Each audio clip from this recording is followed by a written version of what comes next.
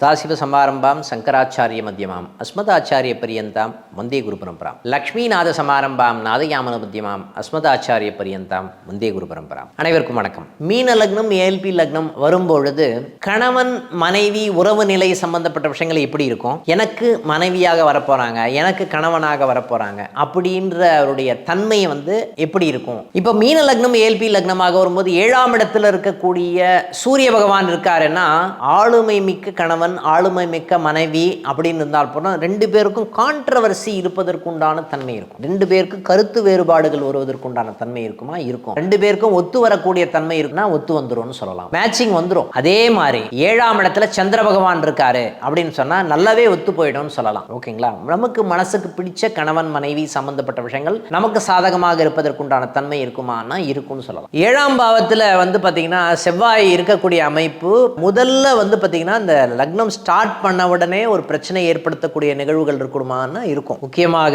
இந்த புனர்பூச நட்சத்திரம் 4ஆம் பாதம் ஸ்டார்ட் பண்ணும்போதும் சரி, உத்திரட்டாதி நட்சத்திரம் 1ஆம் பாதம் வரும்போது சரி, உத்திரட்டாதி நட்சத்திரம் 1ஆம் பாதம் வரும்போது சரி, பூரட்டாதி நட்சத்திரம் 4ஆம் பாதம், உத்திரட்டாதி நட்சத்திரம் 1ஆம் பாதம், இது ஸ்டார்ட் ஆகும்போது என்ன நிகழ்வுகள் நடக்கும்னா கணவனுக்கும் மனைவிக்கும் தேவையில்லாத கருத்து வேறுபாடுகள் வருவதற்குண்டான தன்மை இருக்குமா? இருக்கும் அப்படின்னு சொல்லலாம். மிகவும் டென்ஷனான ஒரு மனப்பான்மை இருக்கக்கூடிய நிகழ்வுகள் இருக்குமானா இருக்கும்னு சொல்லலாம். இந்த 2 வருஷம் மட்டும் கவனமாக இருந்ததுன்னா செவ்வாயினுடைய தாக்கத்திலிருந்து நம்ம விடுபட்டுடலாம்னு சொல்லலாம். 2 வருஷ தாக்கம் தான் அதிகமாக இருக்கக்கூடிய நிகழ்வுகள் இருக்கான்னு இருக்குன்னு சொல்லலாம். அதே மாதிரி புத பகவான் 7ஆம் இடத்துல இருக்கிறார் சார். புத பகவான் 7ஆம் இடத்துல இருக்கிற அமைப்பு